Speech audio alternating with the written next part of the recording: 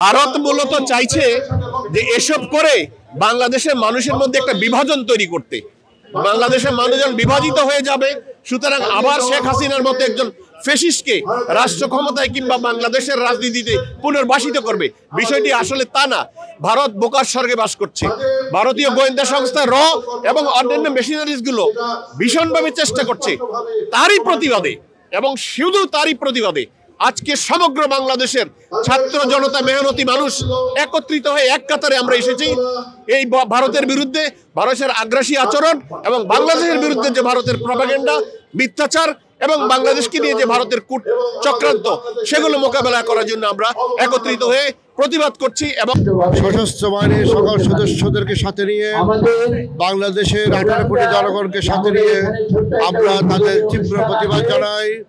বাংলাদেশকে তারা যেভাবে খাটে করে দেখছে, বর্ডারে আমাদের জনগণকে হত্যা করছে, বাংলাদেশকে আন্তর্জাতিকভাবে হেয় করছে, বাংলাদেশের মানুষকে যেভাবে তারা নির্যাতনের শিকার করছে, আমরা সেটা তীব্র প্রতিবাদ জানাই। ভারত বিরোধী আগ্রাসনের বিরুদ্ধে আমরা লড়ে যাচ্ছি, আর ভারত কোনোদিনই সফল হবে না। দেখুন, ভারতের পাশে যে কটি দেশ আছে, প্রত্যেকটি দেশের সাথে এই মোদী সরকারের সম্পর্ক সবচেয়ে খারাপ। কোন প্রতিবেশীর সাথে ভারতের সম্পর্ক ভালো নেই। সুতরাং ভারত যদি ভালো থাকতে চায়, প্রতিবেশীর সাথে তাকে ভালো আচরণ করতে হবে। আর ভারত যদি মনে করে বাংলাদেশকে অস্থিতিশীল করবে, আমি আমার নেতা ডক্টর মোহাম্মদ ইউনূসের ভাষায় বলতে চাই, এই বাংলাদেশের অস্থিতিশীলতার একটা প্রচ্ছন্ন ছায়া ভারতের সকল রাজ্য যেগুলো বাংলাদেশের আশেপাশে রয়েছে, বিশেষ করে উত্তর পূর্বের যেই 7 সিস্টার, সেগুলোর মধ্যে পড়বেই। সুতরাং ভারত, সাবধান হয়ে যাও, বাংলাদেশকে নিয়ে খেলা বন্ধ করো। বাংলাদেশ স্বাধীন সার্বভৌম দেশ, এবং স্বাধীন সার্বভৌম দেশকে সেই সম্মান দিয়ে তার সাথে সুপ্রতিবেশী সুলভ আচরণ করো, তাইলে তোমরা ভালো থাকবে, আমরাও ভালো থাকবো।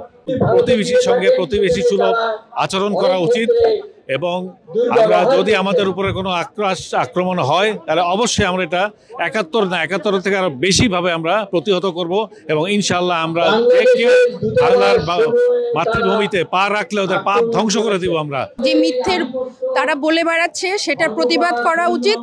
মিথ্যা যে জিনিসগুলো প্রচার করা হয়েছে, তার বিরুদ্ধে সত্য পক্ষে যে যুক্তিগুলো আছে, সেগুলো ভালোভাবে তুলে ধরা উচিত, এবং সেটা ইংলিশে বিভিন্নভাবে বাইরের সাংবাদিকদের মাধ্যমে প্রচার করা উচিত, যাতে সারা বিশ্বের মানুষ সেটা দেখতে পারে যে তারা যে কতটা মিথ্যার উপর নির্ভর করে আমাদের দেশকে ধ্বংস করতে চাচ্ছে। একটা মিথ্যে প্রপাগান্ডা করে আমাদের দেশে একটা দাঙ্গা সৃষ্টি করতে চাচ্ছে, আমাদের দেশের লোকজনকে হত্যা করতে চাচ্ছে। এটা ওদেরই একটা বিশাল ষড়যন্ত্র।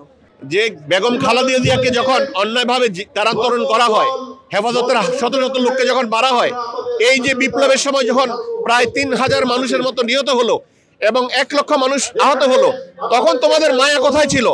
এই যে তিনবার 5 বছর করে 15 বছর বিনা ভোটে নির্বাচিত হয়ে জোর জবরদস্তি করে বাংলাদেশকে পরিচালনা করলো, তখন তোমাদের গণতন্ত্র কোথায় ছিল? এখন কেন মিথ্যাচার করে, প্রপাগান্ডা করে, হিন্দুদের নাম দিয়ে ওই সংখ্যালঘুদের কথা বলে বাংলাদেশের বিরুদ্ধে তোমাদের অবস্থান কেন? সুতরাং তোমরা সত্যটা জানো, সত্যের পক্ষে দাঁড়াও। আমরা সত্যের পক্ষে আছি। বাংলাদেশের মানুষ ভারতের সাথে সুপ্রতিবেশী আচরণ করতে চায়। তোমরা আমাদের সাথে সুপ্রতিবেশী সুলভ আচরণ করো, তাইলে তোমরাও ভালো থাকবে, আমরাও ভালো থাকবো। একটা স্বাধীন সার্বভৌম দেশকে ইজ্জত দিতে হবে, সম্মান দিতে হবে, এবং তোমরা যেভাবে দিবে আমরাও তোমাদেরকে সেভাবে দিব। তাইলেই তোমাদের সাথে আমাদের সুসম্পর্ক থাকবে। ওই শুধু হাসিনা, ফেসিবাদ, আওয়ামী লীগ, সন্ত্রাসী, ওই যারা মানবতা বিরোধী অপরাধী, তাদের সাথে তোমাদের সম্পর্ক থাকলে বাংলাদেশের মানুষ তোমাদেরকে যেমন প্রত্যাখ্যান করেছে, আজীবন প্রত্যাখ্যান করবে। স্বৈরাচারী হাসিনা পালিয়ে যাওয়ার পর ভারত আওয়ামী লীগের উপর ভর করে, এদেশীয় 5th কলামিস্টদের উপর ভর করে, তাদের গোয়েন্দা সংস্থার উপর ভর করে এদেশে বিশৃঙ্খল পরিস্থিতি সৃষ্টির জন্য সর্বাত্মক প্রচেষ্টা করছে। ভারতীয় মিডিয়াগুলো বাংলাদেশকে অব্যাহতভাবে হুমকি দিয়ে যাচ্ছে বাংলাদেশের অঞ্চল দখল করার জন্য। ভারতের একটাই উদ্দেশ্য, বাংলাদেশের স্বাধীনতা, সার্বভৌমত্ব তারা কখনোই মেনে নিতে পারে নাই, এবং তারা সব সময় বাংলাদেশের স্বাধীনতা, সার্বভৌমত্বকে তারা পদদলিত করার চেষ্টা করেছে।